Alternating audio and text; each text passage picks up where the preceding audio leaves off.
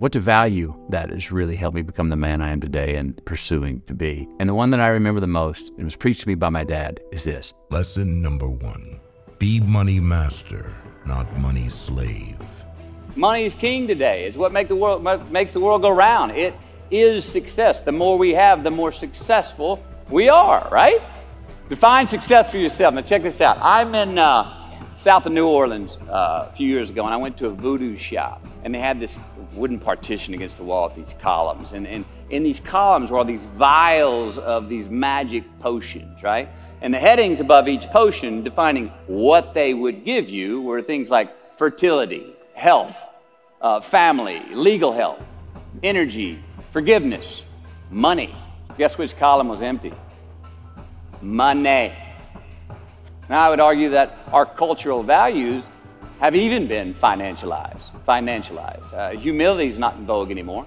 It's too passive. It's a get rich quick on the internet, richest 15 minutes of fame world that we live in, and we see it every day. But we all want to succeed, right? So the question that we got to ask ourselves is what success is to us, what success is to you. Is it more money? That's fine. I got nothing against money. Maybe it's a healthy family. Continue to ask yourself that question. Now your answer may change over time, and that's fine. But do yourself this favor. Whatever your answer is, don't choose anything that will jeopardize your soul. Prioritize who you are, who you want to be, and don't spend time with anything that antagonizes your character. Be brave, take the hill, but first answer that question, what's my hill? Lesson number 2. Think carefully before you do. Don't leave crumbs. And the beauty of delayed gratification. So what are crumbs?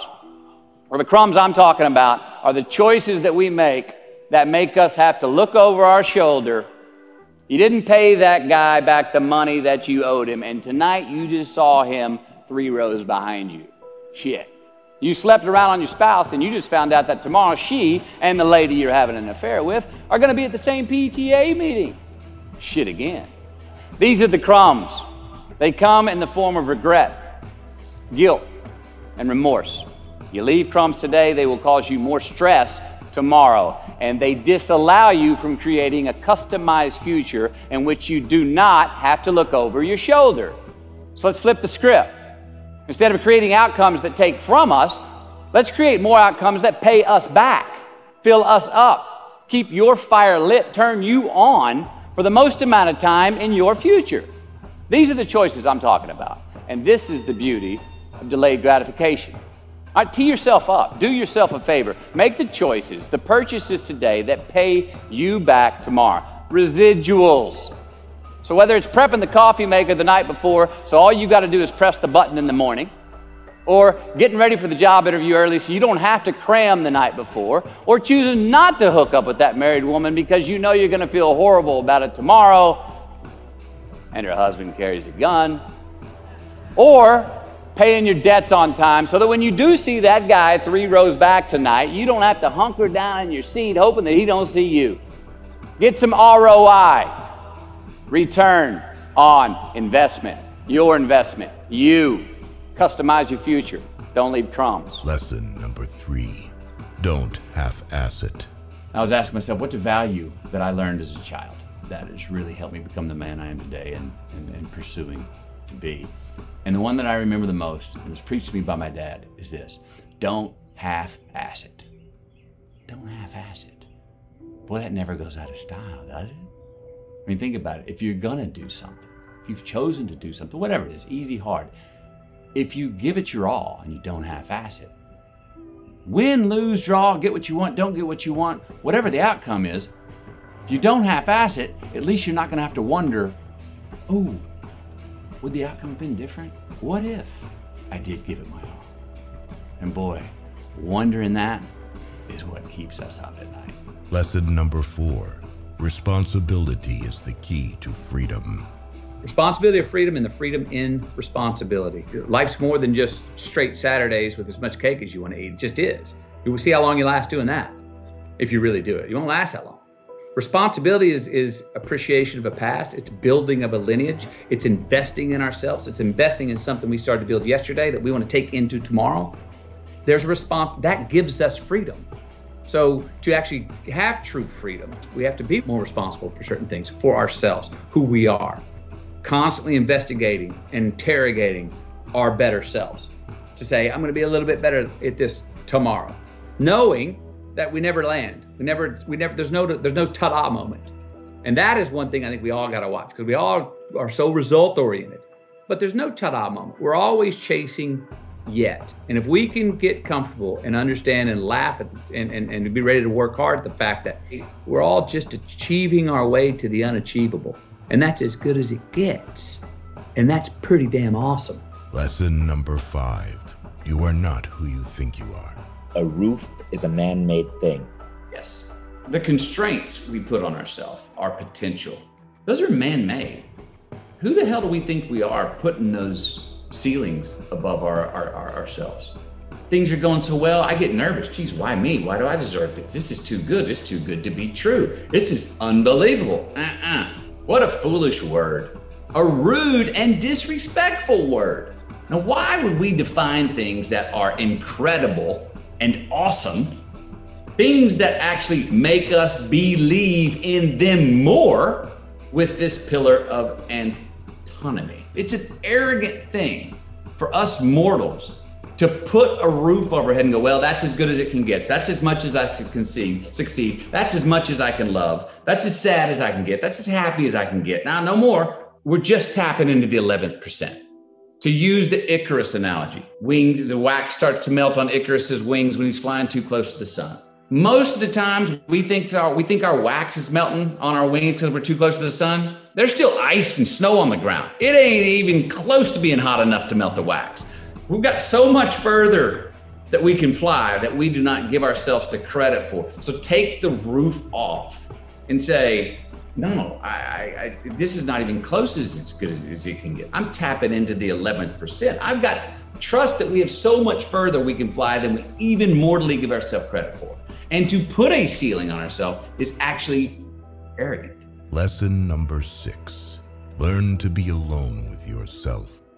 I do think that there's great value in being alone. And if we are alone and we get bored and we don't like the company, ding, may that light go off to say, that does not mean we need to pick up our phone to get some attention, go online to get some feedback, to entertain ourselves. No, it's actually a great time to say, no, sit here in that discomfort long enough to go, okay, until you come out the other side to go, all right, I'm good with me again. Now, it's part of that. I write about it about traveling in general. Ideally, you don't go to a place, I always say this, I don't want to leave a place I travel to until I get to the point of going, I could live here. This could be my existence. And as soon as I get to that point, then I'm like, okay, you can go. Now I can go. That's the same thing in the personal journeys. Stick with it till you get through the discomfortable to uncomfortable times, until you go, you know what? I can spend time with myself. I could do this. I could do this forever. Well, then it's okay to go re-engage, pick up your phone, go see your friends, go have a drink, what have you. Go look for those things that are other relationships in life. But hopefully not until. There's great value in not doing that until you go, I'm good with me and me for right now. Lesson number 7. We try our best. We don't always do our best. We try our best, we don't always do our best. Dissect your successes in the reciprocity of gratitude. We so often focus on failure, don't we? When we study failure, we obsess with failure. We dissect failure and our failures. We dissect them so much we end up intoxicated with them to the point of disillusion. I mean, when do we write in our diary? Usually when we're depressed. What do we gossip about? Other people's flaws and limitations. I mean, we can dissect ourselves into self-loathing if we're not careful. And I find that most of the times our obsession with what is wrong just ends up breeding more wrong, more failure. Now, the easiest way to dissect success is through gratitude, giving thanks for that which we do have, for what is working, appreciating the simple things we sometimes take for granted. We give thanks for these things, and that gratitude reciprocates, creating more to be thankful for. It's really simple, and it works. Now, I'm not saying be in denial of your failures. No, we can learn from them too, but only if we look at them constructively, as a means to reveal what we are good at, what we can get better at, what we do succeed at.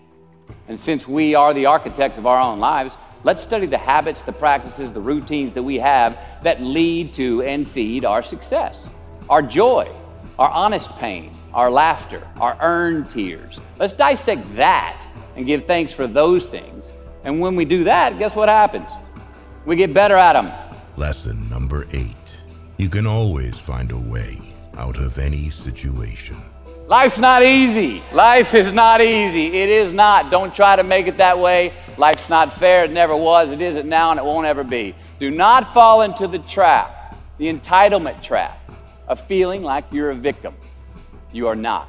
Get over it and get on with it. And yes, most things are more rewarding when you break a sweat to get them.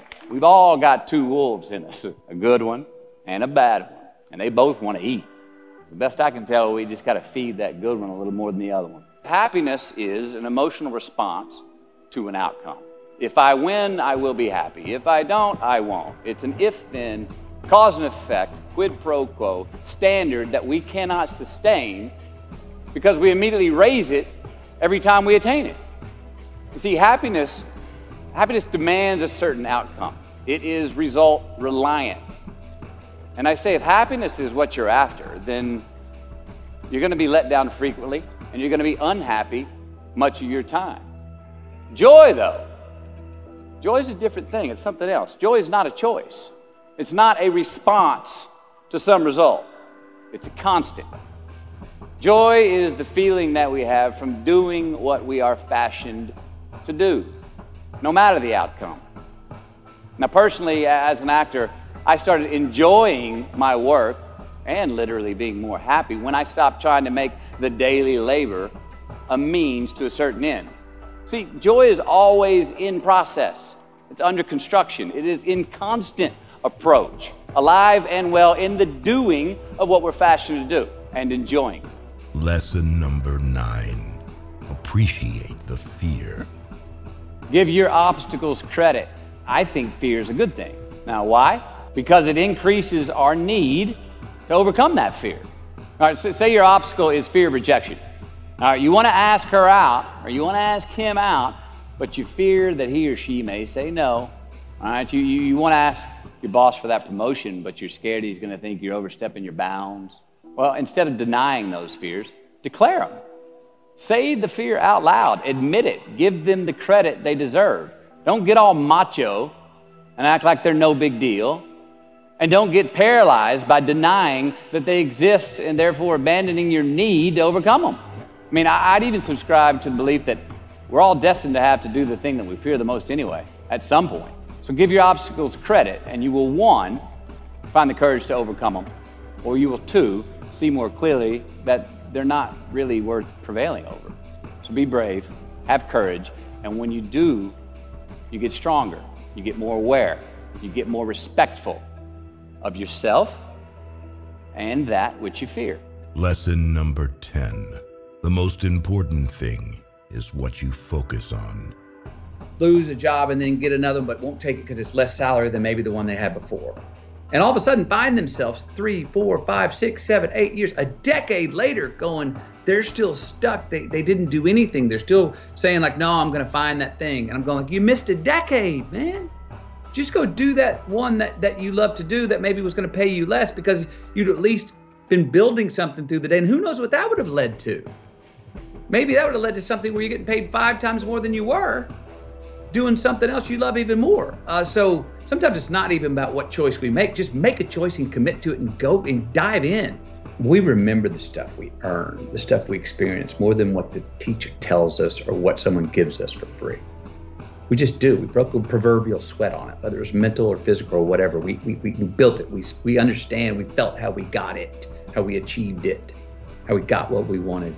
Those stick with us. Whether we forget them intellectually, they were written in our lineage, and they build resilience, and they build a healthy, true optimism going forward to know that, oh no, I've worked for something before and achieved it. Delayed gratification.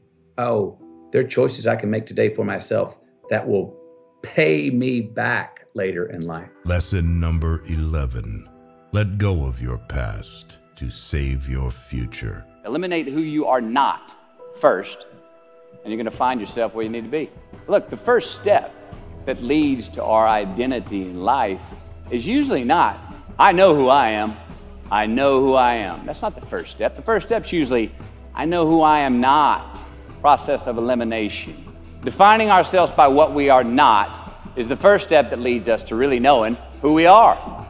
You know that group of friends that you hang out with that they really might not bring out the best in you? You know, they gossip too much, or they're kind of shady. They really aren't going to be there for you in a pinch.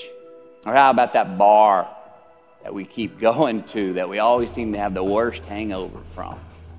Or that computer screen, right? That computer screen that keeps giving us an excuse not to get out of the house and engage with the world and get some real human interaction. Or how about that food that we keep eating, the stuff that tastes so good going down and makes us feel like crap the next week when we feel lethargic and we keep putting on weight? Well, those people, those places, those things, stop giving them your time and energy. Just don't go there. I mean, put them down. And when you do this, when you do put them down, when you quit going there, when you quit giving them your time, you inadvertently find yourself spending more time and in more places that are healthy for you, that bring you more joy. Why? Because you just eliminated the who's, the where's, the what's, and the when's that were keeping you from your identity. Like, trust me, too many options, I promise you this, too many options will make a tyrant of us all. All right, so get rid of the excess, the wasted time. Decrease your options. And if you do this, you will have accidentally, almost innocently, put in front of you what is important to you by process of elimination. Knowing who we are is hard.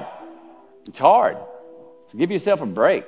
Where you are not is as important as where you are. Lesson number 12. Success is in balance. Define success for yourself. Me, how do I define success? For me, myself. Well, for me, it's a measurement of 5 things. We got fatherhood. We got being a good husband. We got my health, mind, body, and spirit. We got career, and we got friendships. These are what's important to me in my life right now. So I try to measure these 5 things each day. I check in with them. I like to see whether or not I'm in the debit section or the credit section with each one. Am I in the red or am I in the black? You follow? For instance, sometimes say my career's rolling. All right, it's way up here in the black, but I see how my relationship with my wife maybe could use a little bit more of my attention. I got to pick up the slack on being a better husband. Get that one out of the red. Or say my spiritual health could use some maintenance. It's down here, but hey, man, my friendships and my social life, they're in high gear. I got to recalibrate. Checks and balances. I got to go to church. Remember to say thank you more often, something. But I got to take the tally because I want to keep all 5 in healthy shape. And I know that if I don't take care of them, if I don't keep up maintenance on them, one of them is going to get weak, man. It's going to dip too deep into the debit section. It's going to go bankrupt. It's going to get sick, die even. So first, we have to define success for ourselves. And then we have to put in the work to maintain it. Take that daily tally. Tend our garden. Keep the things that are important to us in good shape. Thank you. Good luck. You just keep living.